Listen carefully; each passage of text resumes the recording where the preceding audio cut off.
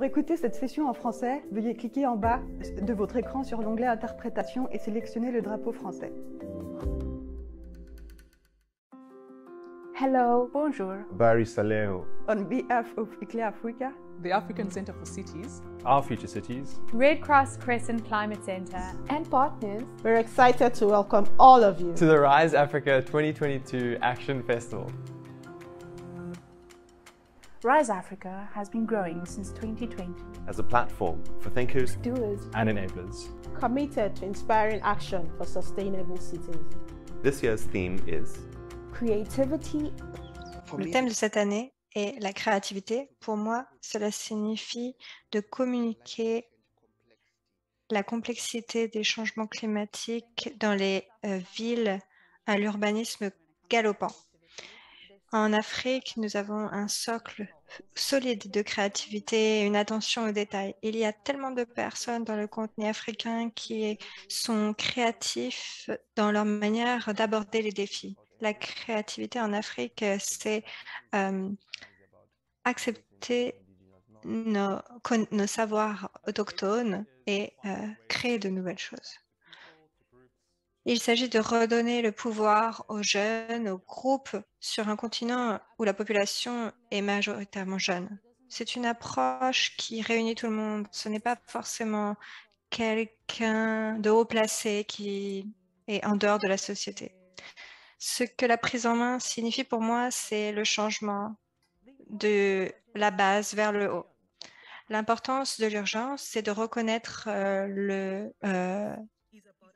ce que nous devons parcourir et nous devons construire des villes plus productives et plus résilientes. Nous devons reconcevoir et désapprendre. 35 sessions de 135 provocateurs d'Afrique et du monde. Chaque session a pour ambition de présenter de nouvelles idées, lancer de nouvelles actions et des initiatives pour réunir les participants. Nous espérons que le festival vous inspirera et tout d'abord, nous vous invitons à partager l'expérience de votre entrepreneuriat. Relâchez votre potentiel. Rise Africa, c'est la traduction des idées en action. Dans quelles actions allez-vous vous engager au cours de ce festival? Avant que la session ne commence, sachez que vous êtes enregistré. En participant, vous acceptez d'être enregistré. Tous les enregistrements seront disponibles sur la page du programme à la fin du festival.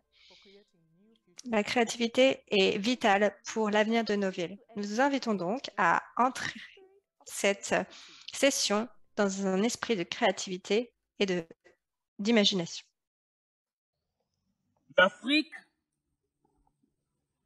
L'Afrique est fatiguée de se retrouver dans l'obscurité.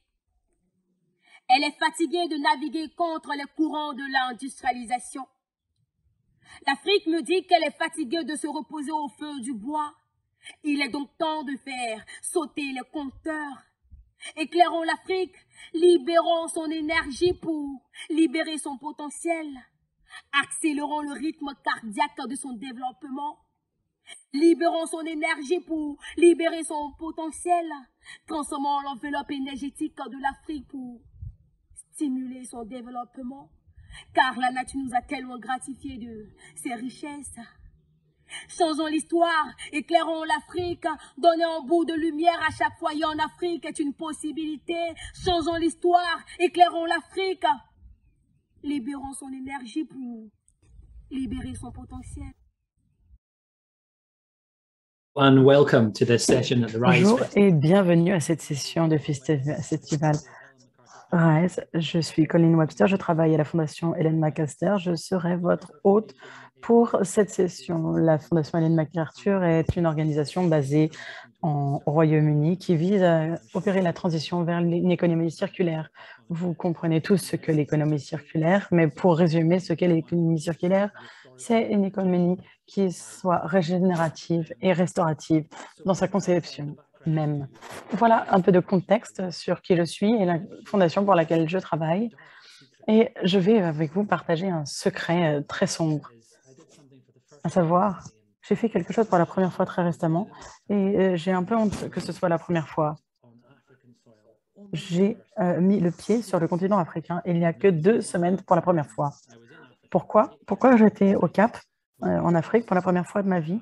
Eh bien, parce que j'aidais à gérer et à organiser un atelier pour des personnes de différents pays du continent africain pour faire du renforcement des capacités. C'était dans une université du Cap.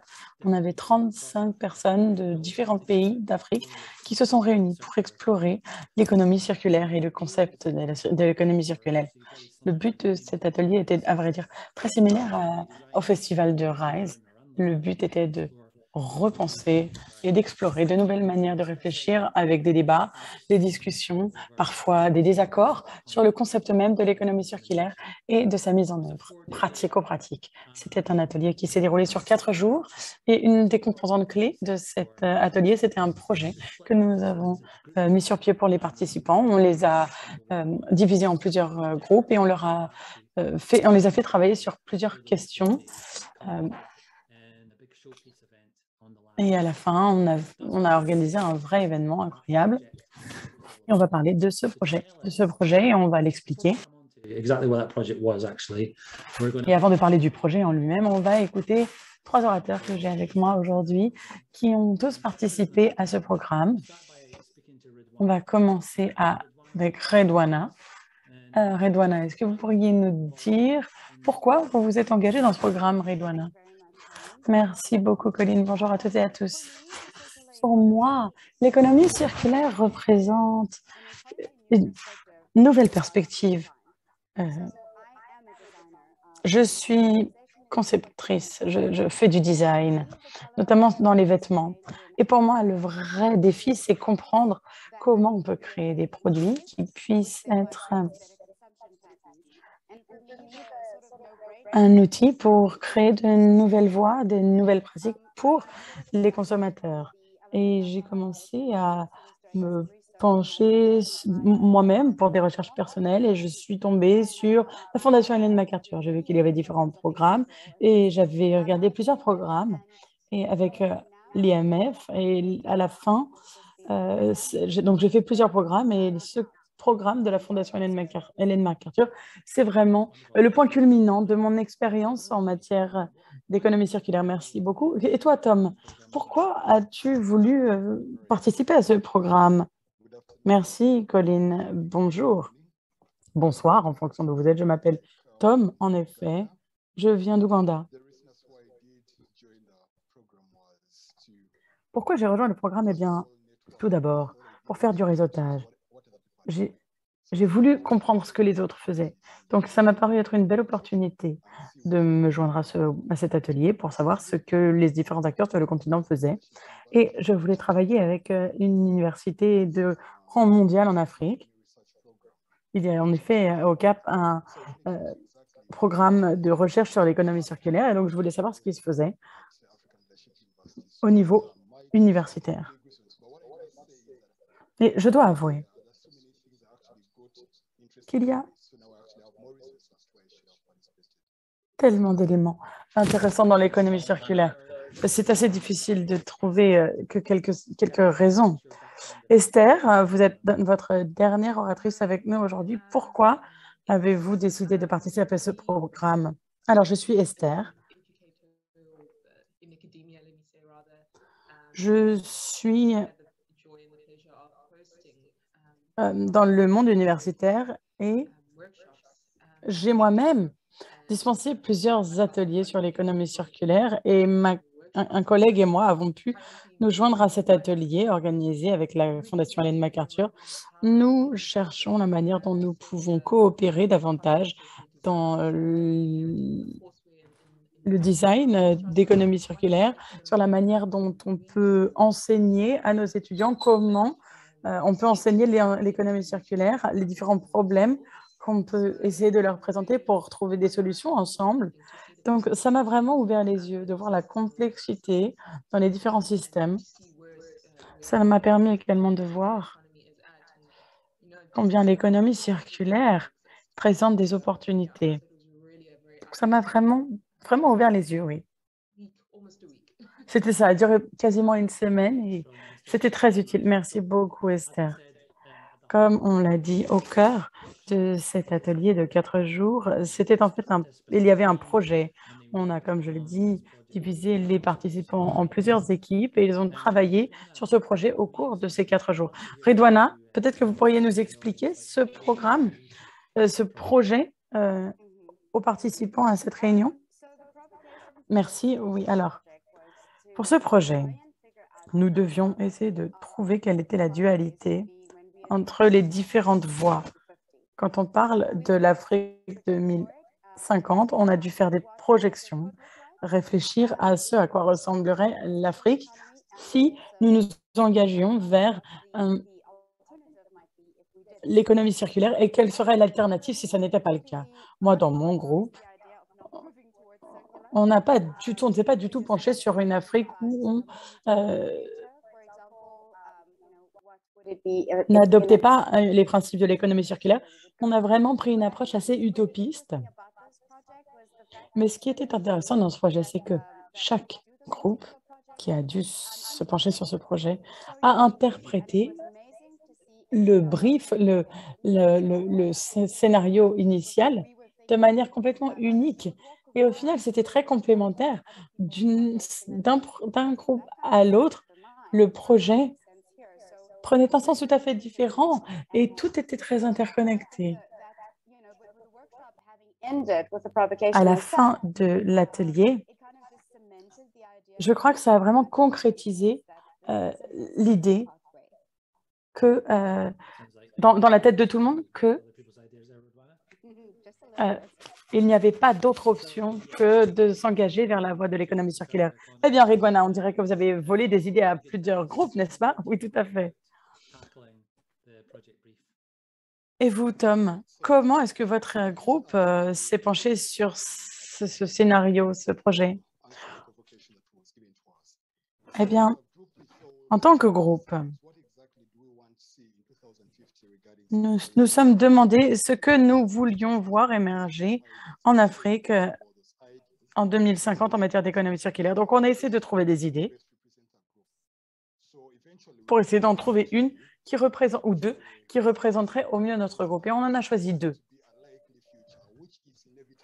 Donc, il y a des éléments qui feront partie de notre avenir, qu'on le veuille ou non. Et donc, on s'est concentré là-dessus. Tout d'abord, nous avons voulu nous pencher sur l'éducation. Le but, c'est que d'ici 2050,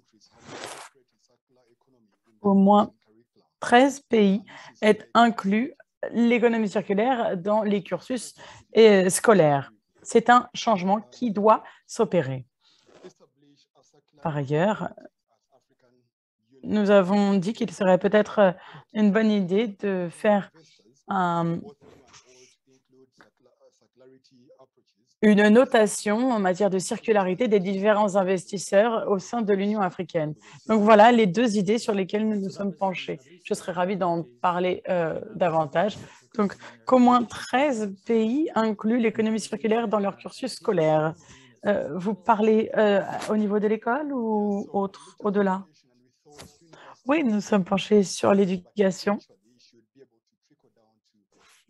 Donc, ça doit commencer. Il faut que ça commence de la primaire jusqu'à l'université. Merci. C'était votre perception de l'avenir. Ce n'était pas le scénario le plus alarmiste, mais est-ce que c'était un peu le plus alarmiste, mais quel était le plus utopiste? Alors, le plus utopiste, ce serait d'avoir une notation pour les entreprises et les investisseurs. Ce qui serait bien, ce serait que ce soit mis au point au niveau de l'Union européenne, un peu comme ce qu'on voit avec l'index de durabilité dans le Dow Jones. Parce qu'on a beaucoup de startups en Afrique, donc on s'est dit peut-être que pour encourager d'autres startups à penser de manière circulaire, eh bien, ce serait un cercle vertueux d'avoir cette notation. Merci beaucoup, Tom. Esther, qu'en est-il de votre équipe? Comment avez-vous abordé ce scénario? Eh bien, nous,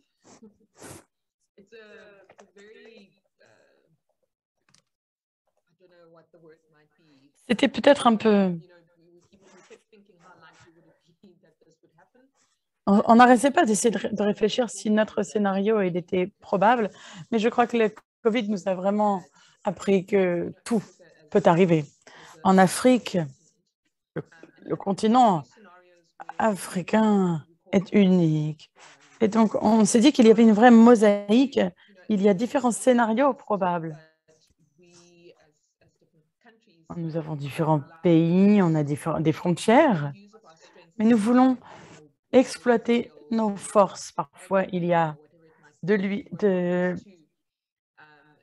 du pétrole, parfois il y a de l'agriculture. Et nous avons passé beaucoup de temps sur notre scénario. Nous avons cherché des solutions pour que les systèmes soient plus résilients, avec des infrastructures davantage intégrées, pour un développement intégré entre les différents pays. Donc, dans un de nos scénarios, il n'y avait pas de frontières, un commerce et des mouvements, des déplacements libres pour un partage des ressources accrues. Mais nous avons réalisé que pour cela,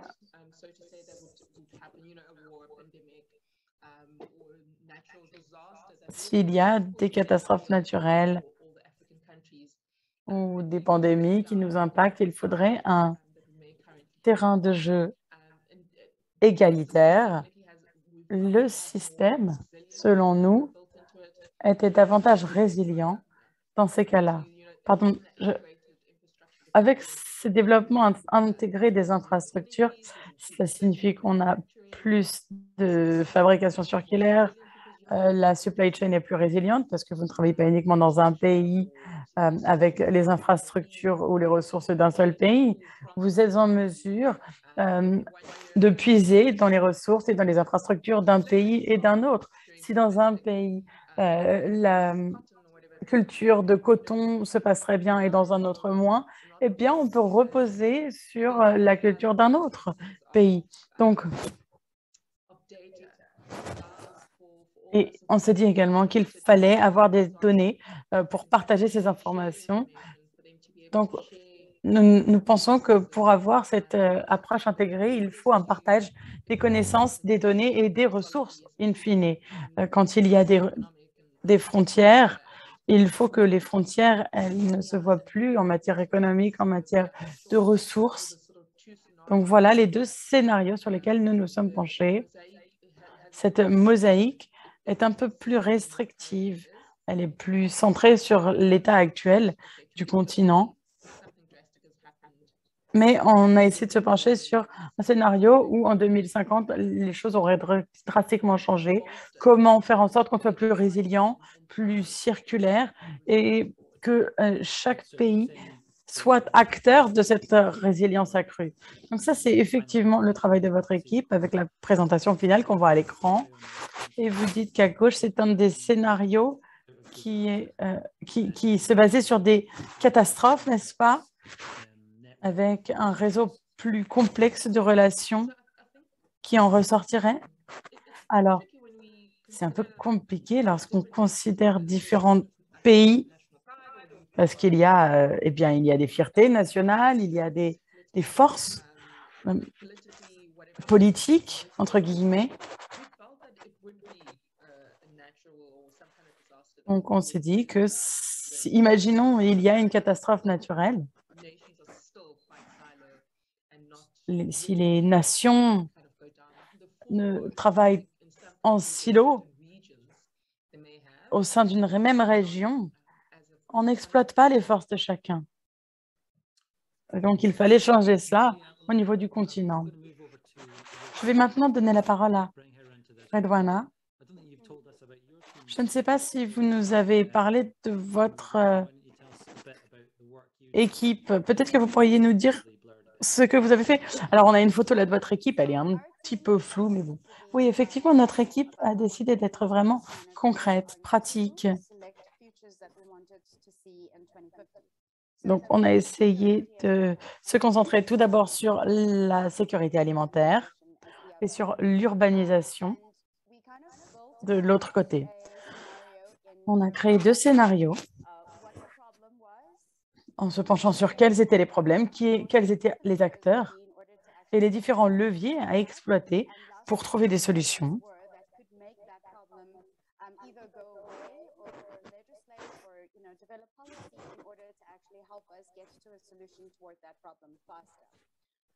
Et il fallait identifier les acteurs, on a essayé d'identifier les acteurs qui pourraient nous aider à trouver des solutions. Pour ce qui est de l'urbanisation, on sait que d'ici 2050, une personne sur 3 sera un Africain ou une Africaine jeune. Donc, on aura un flux énorme de personnes dans les zones urbaines. C'est exactement ce dont traite ce festival. Comment gérer ces jeunes dans les zones urbaines? En sachant qu'on doit créer des villes plus efficaces pour que les gens vivent mieux dans les villes africaines. Par ailleurs, c'est une observation qui a fait le fil rouge entre nos présentations et les présentations des autres, à savoir un appel pour que l'économie circulaire et les savoirs en matière d'économie circulaire soient inculqués à tous les niveaux. Nous avons dit qu'il fallait inclure l'économie circulaire à la maternelle, dans les cursus, en primaire, comme Tom l'a dit, au niveau universitaire et à toutes les couches, tous les niveaux. L'idée étant qu'on a besoin d'éduquer les gens à l'économie circulaire beaucoup plus que c'est le cas à l'heure actuelle. Et je crois que c'est quelque chose qui est ressorti dans toutes les présentations. Par ailleurs, il est important de noter également, et ça c'est un autre groupe, ou plutôt c'est Liane dans mon groupe qui a dit ça, on a tendance à se concentrer sur 2050. C'est génial, c'est super. Mais qu'en est-il de ce qui se passera après 2050? On fait quoi après 2050? Et ça m'a paru très provoquant. Bien entendu, il faudra tout un autre atelier pour faire ça. Mais en 2050, ça ne sera pas la fin du monde. Donc, on doit penser au-delà de 2050. Et ça m'a paru très, très intéressant. La sécurité alimentaire nous a paru un sujet important parce que on a fait des visites de sites à INSECO, etc., etc. Et ça nous a amené à réfléchir à la sécurité alimentaire, à quelle est l'empreinte carbone de la viande qu'on mange en Afrique du Sud, par exemple. En Afrique du Sud, on mange énormément de viande. Donc, comment est-ce qu'on peut avoir des sociétés justes, équitables, et pour ce faire, quelles sont les alternatives? Voilà. Est-ce que vous avez trouvé des réponses à cette question sur le problème de la viande, comme vous venez d'en faire mention? L'une des études de cas dont on a parlé avec les fermes d'1 hectare, on s'est dit que c'était vraiment formidable. En Afrique du Sud, on a des terres arables à disposition. Elles sont très nombreuses et il y a cette idée utopique qu'on a eue, à savoir que si les gouvernements pouvaient donner ces terres à des gens qui sont qualifiés, des agriculteurs et agricultrices qualifiés, cela permettrait aux gens de produire leur propre nourriture. Mais nous avons dit également qu'il fallait se pencher sur des alternatives d'agriculture urbaine, à l'hydroponie, etc., pour que les gens puissent subvenir à leurs besoins de manière indépendante. Imaginons s'il y a un autre Covid et qu'il y a à nouveau un confinement dans les villes, eh bien les gens pourraient être autosuffisants parce que ça a l'air un peu contradictoire, mais c'est un peu il y aurait des silos interconnectés pour que les gens puissent subvenir à leurs besoins. Merci. Alors, vous avez parlé de la farm de 1 hectare. N'hésitez pas à regarder, on vous a mis un lien sur le chat. Donc, l'idée, c'est en fait des toutes petites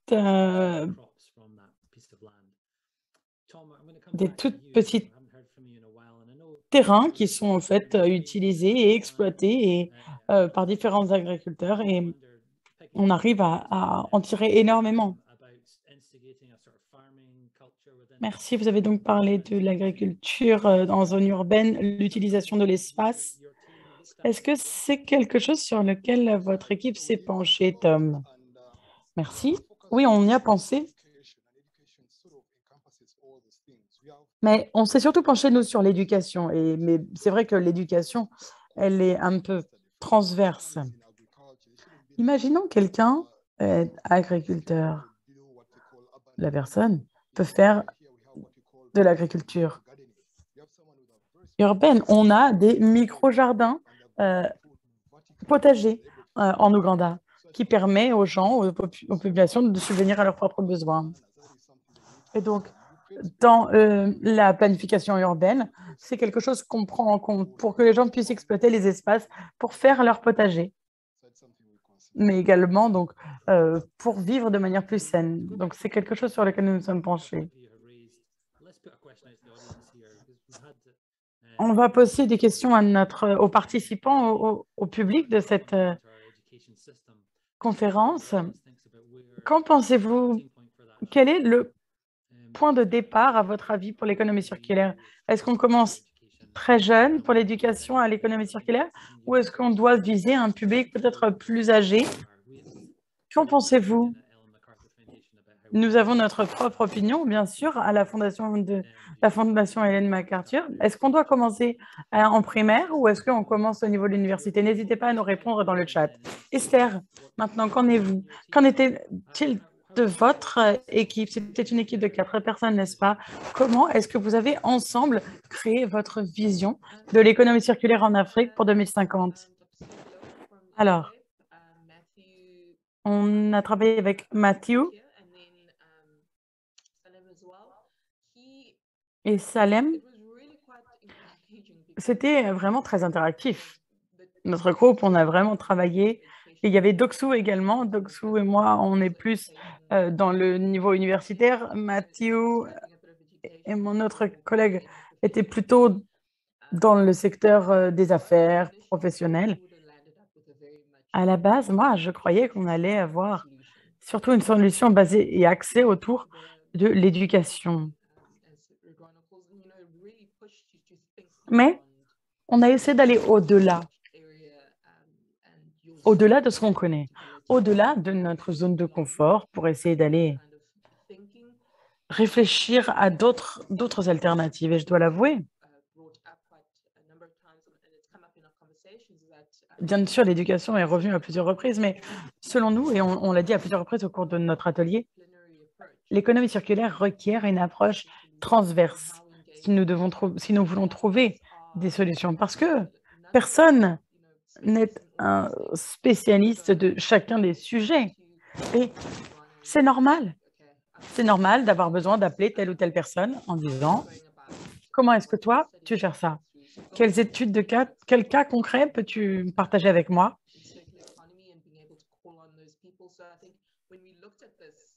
Lorsque nous nous sommes penchés sur ces sujets, ça a été difficile, mais cette approche transversale au sein de notre groupe, c'est vraiment ça qui nous a aidés, qui a été bénéfique. Ça a ouvert nos yeux non seulement aux différents silos, au fait que il y a certains spécialistes, certaines disciplines dans lesquelles on est plus ou moins expert, mais il faut aller au-delà. Oui, c'est vrai. Ça peut être inconfortable parfois de se confronter à notre manque de connaissances. Redouane, quel était le profil que vous avez eu dans votre groupe? Est-ce que c'était bénéfique pour vos réflexions? Alors, on avait quelqu'un qui faisait une start-up, qui avait créé une start-up dans les véhicules électriques. On avait également quelqu'un qui était assez touche à tout. Et on avait également un investisseur dans le secteur bancaire. C'était intéressant parce qu'on a vraiment eu les points de vue de différents secteurs. Et je crois qu'avoir quelqu'un dans l'investissement, dans le secteur bancaire, nous a montré également quels sont les obstacles. Qu'est-ce qui arrête? Quels sont les obstacles pour le financement à des initiatives dans l'économie circulaire? Là, on a l'impression que tout le monde investit à tour de bras dans les solutions vertes, mais le problème, c'est qu'il faut des solutions qui puissent être mises à l'échelle. Or, des projets qu'il n'est pas possible de mettre à l'échelle ne sont pas attrayants pour les banques ou pour les institutions de financement.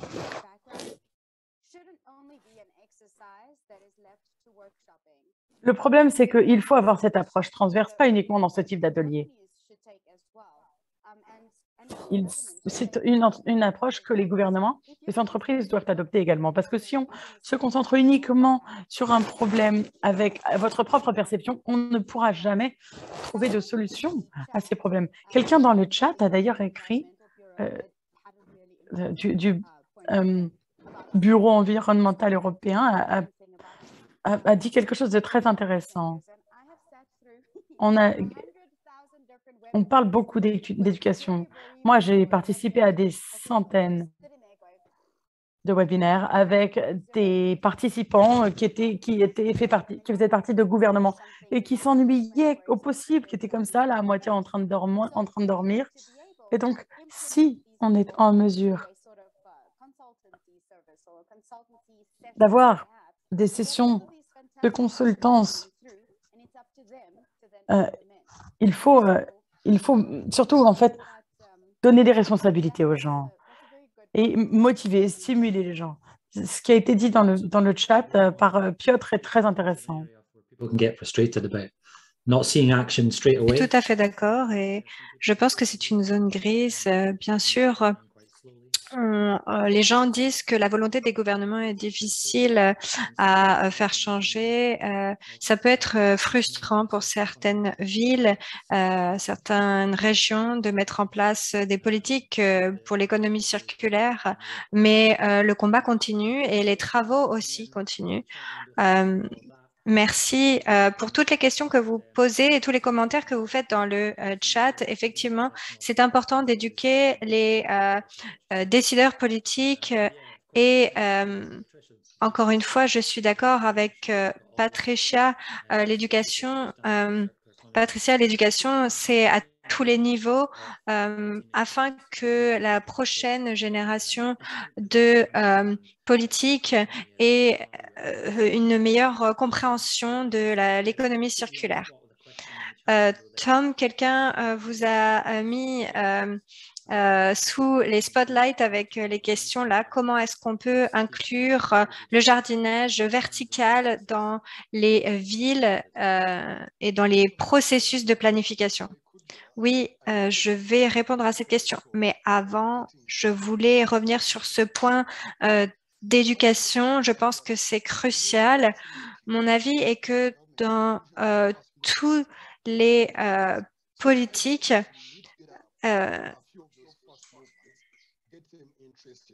il faut intéresser les politiques pour pouvoir les orienter vers ce que vous souhaitez obtenir. Bien sûr, tout le monde ne peut pas avancer à la même vitesse.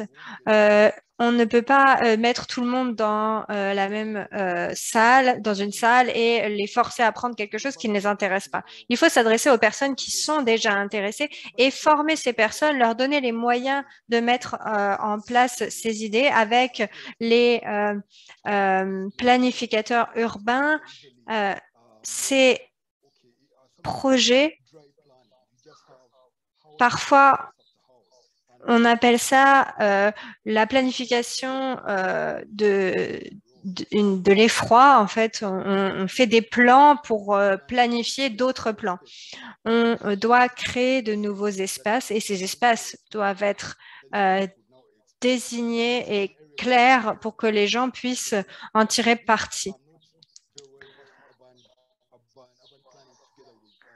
Il faut donc, je vais partager bien sûr mes expériences par rapport à ça. Je suis tout à fait enclin à partager avec vous sur le jardinage, l'agriculture urbaine.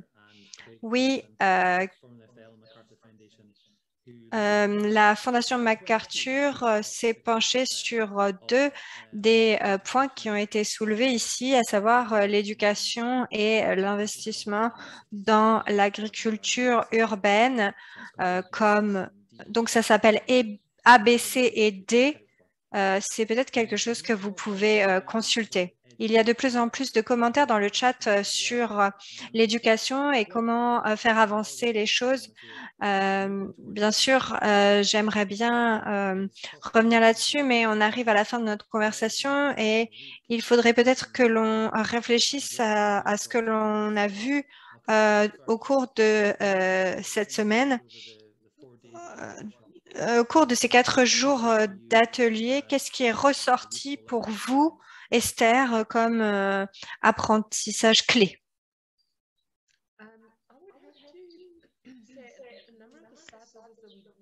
Je dirais qu'il y a un certain nombre de choses que l'on peut faire.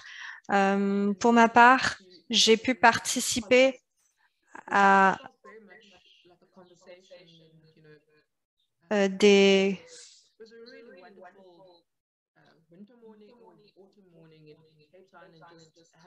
discussions sur l'économie circulaire et voir comment ça se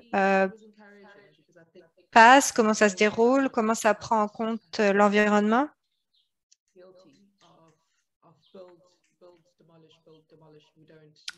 Et pour sortir de ce cercle de construction, démolition et l'idée de ce à quoi la construction, les bâtiments doivent répondre, et plutôt construire sur cette idée d'être conscient de notre impact. Je crois que ce qu'on a partagé le dernier jour, c'est que quoi que vous fassiez, où que vous soyez, il faut repartir avec quelque chose en plus et il y a cette idée d'avoir un but. Ce n'est pas une manière si simple que ça de regarder les choses. C'est une philosophie que l'on peut appliquer à tout ce que l'on fait, en fait. Cette personne a également parlé de la complexité des bâtiments. Faire les choses plus simples dans les économies circulaires, dans le design circulaire, on doit construire avec l'idée de résilience et déconstruire la complexité, peut-être de manière plus durable ainsi, et que cette culture de prendre les choses et de les jeter, c'est quelque chose qu'on doit vraiment repenser dans notre société. Donc, c'était une manière très intéressante de voir des études de cas, des choses concrètes et parler face à face avec d'autres personnes, comprendre les défis auxquels les autres sont aussi confrontés et quels principes sont appliqués pour que les choses se fassent d'une manière plus circulaire. Oui, j'aime beaucoup parler du concept d'économie circulaire plus qu'autre chose. Je vois que les gens mettent en place des idées excitantes. Je vois des entreprises qui fonctionnent. Je crois qu'on a parlé de Reoven avec les textiles et les tissus. C'est vraiment un autre point de vue, ça met les choses à un autre, ça donne un autre angle de vue quand on a des exemples pratiques. Oui, quand on voit la durabilité comme ça, les gens essayent de réfléchir à mettre ça sous un certain format. On n'a pas forcément une vision à long terme, mais on doit réfléchir comment on vend, qui on implique dans les ateliers, dans les débats.